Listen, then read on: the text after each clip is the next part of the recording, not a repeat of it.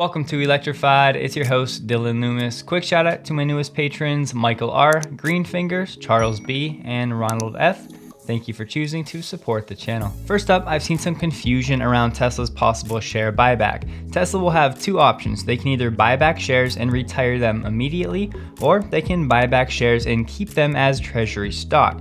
So if they keep it as treasury stock, then it won't really have voting rights, but in the future, if Tesla decides to issue more stock-based compensation or maybe do an acquisition and pay for some of that acquisition with some of the Tesla stock in the treasury, it would give them a little bit more flexibility. But the most important takeaway is that either way, this will indeed increase Tesla's earnings per share because the earnings will keep growing as they are, but the per share or the denominator number is of course going to be lower, less shares outstanding. Either way, Tesla decides to do it. And at the proposed amount, that $5 to $10 billion, this would be a reverse dilution event. What that means is that the share buybacks, the shares Tesla is taking off the market, are going to be worth more than the new shares Tesla is effectively issuing every year in the form of this stock-based compensation. As you can hopefully see right here, Tesla issued around $2.1 billion of new Tesla stock via stock-based compensation. So if Tesla were to buy back between $5 and $10 billion, again, it's taking back more shares than it is issuing. And through the first 3 quarters of this year, Tesla has only issued around $1 billion in stock-based compensation. Next up, we won't stay here, so you can pause the screen if you would like, but of the recent Tesla stock analyst updates after Tesla's Q3 earnings, as you can see at the top here in yellow, almost all of them, except for one, Bank of America, have decreased their Tesla stock price targets. I read through a lot of the updates, but for the most part, they're not really saying anything new. Quick fun fact about me, I'm not the best when it comes to geography, so I've always liked having a little globe on my desk.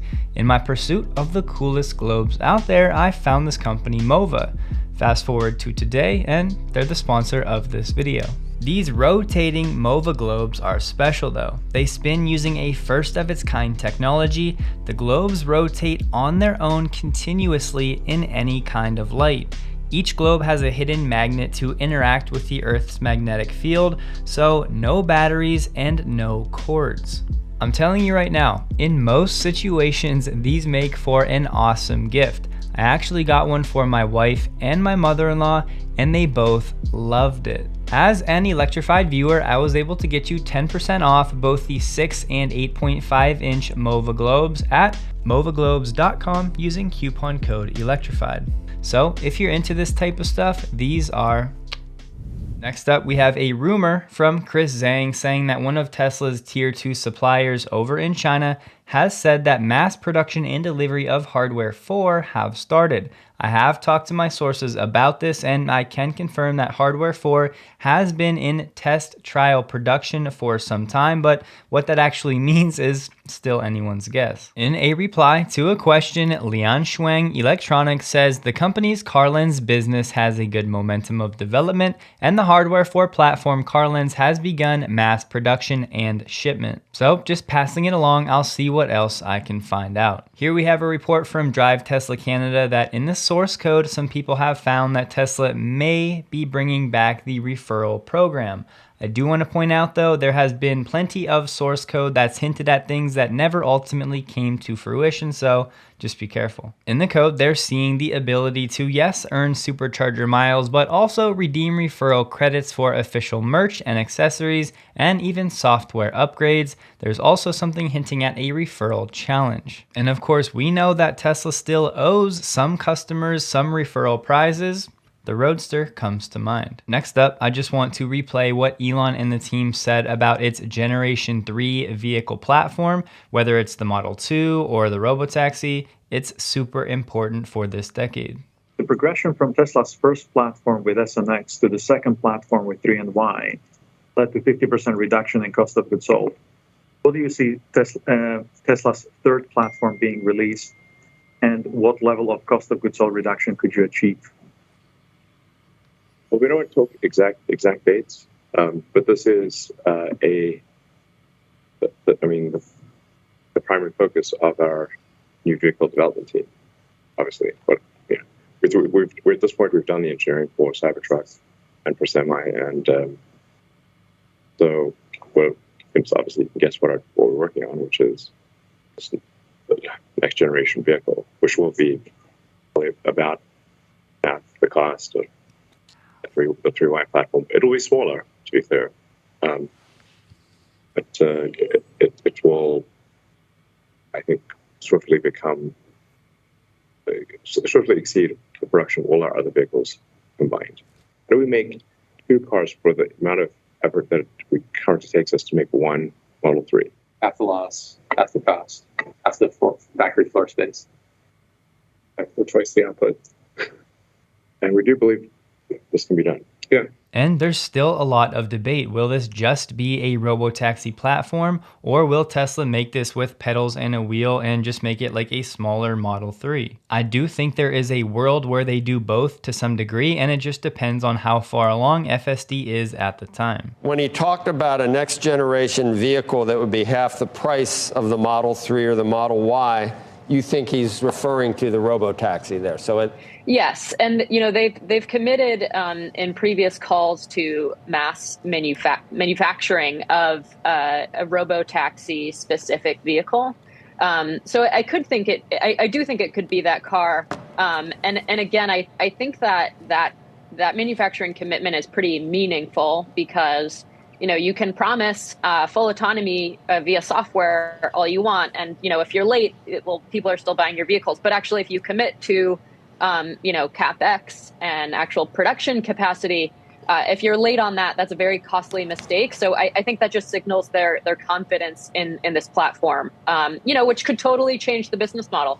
We think this will be a high margin recurring revenue services like model. Next up, according to Teslarati, who has talked to some sources, the Cybertruck battery pack, at least to start, is going to be made on the second floor of the Fremont factory. Recently, we heard the news they were building out this new battery manufacturing equipment line, maybe to put modules together, again, to take advantage of the Inflation Reduction Act. It seems like that's happening. Joey, who has talked to sources, said Tesla will take the 4680 battery cells produced at Cato Road, the pilot line, or another previously utilized cell design made at Giga, Nevada. So 2170s may find their way into the Cybertruck as well, kind of like how Tesla is doing both 4680s and 2170s with the Model Y at Giga Austin. I'll just say it, I think it's time to throw out the narrative that the Semi and the Cybertruck have to have 4680 cells to hit any of their targets. We know that 4680s aren't where Tesla wants them ultimately. Yes, eventually they'll be one of, if not the most competitive cells in the market, but I don't think they're there yet, so Tesla can do a lot with the 2170s, at least until the 4680s are at the place where Tesla wants them to be. Tesla has some vehicles referred to as car carriers that transport batteries throughout the factory. They recently ordered around 300 new carriers for the factory as cell and battery pack manufacturing is set to ramp drastically. The sources said the Cybertruck battery pack line is currently being tested with Tesla's automation equipment. Remember, Grohmann Automation, that's now Tesla Automation. Here we have a quick status check of the Model Y's progress to becoming the best-selling car on the planet. Remember, this year it was on track to do it in terms of revenue, and in 2023 it could do it in terms of unit sales. Bloomberg NEF has run some estimates that I checked with delivery figures, and it checks out. They said the Model Y is on pace to hit their estimate published at the beginning of this year, almost 800,000, enough to comfortably place among the top 5 best-selling cars in the world. Here is the Model Y estimate, 760,000 for the full year this year, and this chart is the best-selling cars globally in 2021, so this would slot the Model Y in the 4th place position. I think it's important to point out that most of these cars don't cost anywhere near $70,000, the price tag on a Model Y. So it's pretty wild to think that at the end of 2023, the Model Y costing around $70,000 could be the best-selling car globally in terms of unit sales and revenue. Certainly not a done deal with all of the recessionary talk for 2023, but something that will be fun to watch. Next up, we have the Biden administration announcing the first set of projects from the infrastructure law that was passed. $2.8 billion going to building out the EV manufacturing capacity in the States. 20 companies are set to receive that $2.8 billion total to build and expand commercial scale facilities in 12 different states to extract and process lithium, graphite, and other battery materials, to make components and to demonstrate new approaches, including making components from recycled materials. This funding should support enough lithium for 2 million EVs every year, enough graphite for 1.2 every year, and enough nickel for 400,000 EVs every year. And what's cool is one of the companies set to receive this first wave of funds is Talon Metals. You may have heard the name, but they'll be based out of North Dakota to support a new domestic cathode supply chain in the US, and they have a deal with a company called Tesla. Here's the fact sheet from this announcement. This is one that I really enjoyed seeing because you can just look at the United States and see where all of these projects are going to be, again from this first wave of funding, building out a United States raw material EV battery manufacturing process. Moving on, Tesla has received approval for a permit that it submitted about a week ago to upgrade the paint shop at Giga Austin. It's unclear exactly what will be happening. Maybe we see some new colors in the future, but this could be many different things. Next up, you may have seen a few headlines like this after what was said last night. Well, I would say, as Jason perfectly reminded us all, Elon made a similar prediction back in 2015 when he said Tesla would be worth $700 billion by 2025. Well, Tesla ended up being worth $700 billion by December 2020, 5 years ahead of schedule, and at the time, people equally were calling that prediction insane. Next up, Waymo is ready to expand to a new market in Los Angeles in the coming months. LA will join Phoenix and San Francisco, and they do plan to offer around-the-clock service, but to start, there will be drivers behind the wheel in case something goes wrong as they initially roll out the service, and again, to start, it will be only for employees. Here we have BMW getting a little serious about electrification and building out some infrastructure in a new partnership in the United States. This week, BMW announced $1.7 billion in new spending. $1 billion of that will be dedicated to EV production in South Carolina. The remaining $700 million will go toward building a new high-voltage battery assembly facility in nearby Woodruff. And for the batteries to fuel this factory, they have a partnership with Envision AESC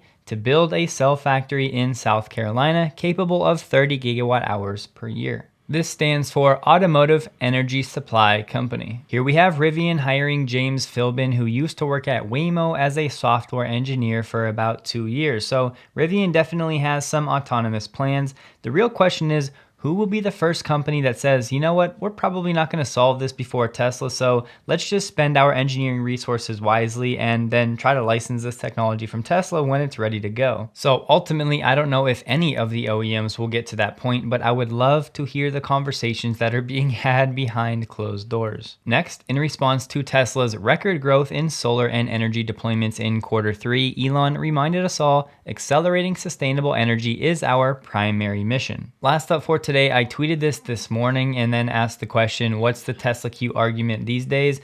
The right answer seems to be that the company is now fraudulent or Tesla is cooking the books, which I think is pretty funny because if you think about all of the clickbait headlines over the years, how Tesla has done the checkmate thing, well, this is actually that kind of playing out, right? The only argument that Tesla Q can really make at this point is that Tesla is literally cooking the books and they're committing fraud. So they don't really have anywhere else to go. They're kind of backed into a corner or checkmate.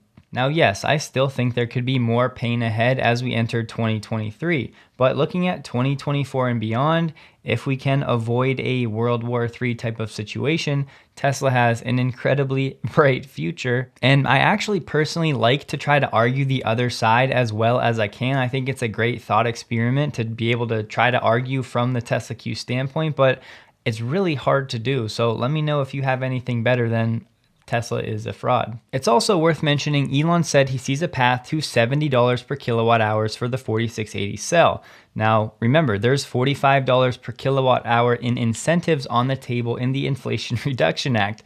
And if you do some quick math, 1 terawatt hour of battery cell production vertically integrated by Tesla times $45 per kilowatt hour, that's $45 billion in potential incentives for Tesla over the next few years. Most people just are not yet understanding this. And just so you can understand this new fraud argument, it's basically stemming from Tesla's operating expenses seemingly staying flat during this inflationary environment as they ramp new factories, etc. What those analysts are missing though is if you go back to 2021 when Tesla's OPEX for the year was $7 billion, in Q4, there was about $1 billion worth of one-time expenses that increased that number. We're talking expedite costs and stock-based compensation expenses. So if you adjust for those one-time items, Tesla's 2021 OPEX would have been $6 billion. This year, it's on track to do about $7.1 billion, which would be an 18% increase over last year. So when you really understand what's going on, yes, their OPEX is going up, but it is still world-class. And it just goes to show that for people that are arguing that this has to be fraud, they just have no idea what they're talking about, and they're really not worthy of your time most of the time. Don't forget, check out MOVA Globes linked below. Take advantage of that discount. Maybe consider getting some unique gifts for friends or family members. But I hope you guys have a wonderful day. Please like the video if you did, and a huge thank you to all of my Patreon supporters.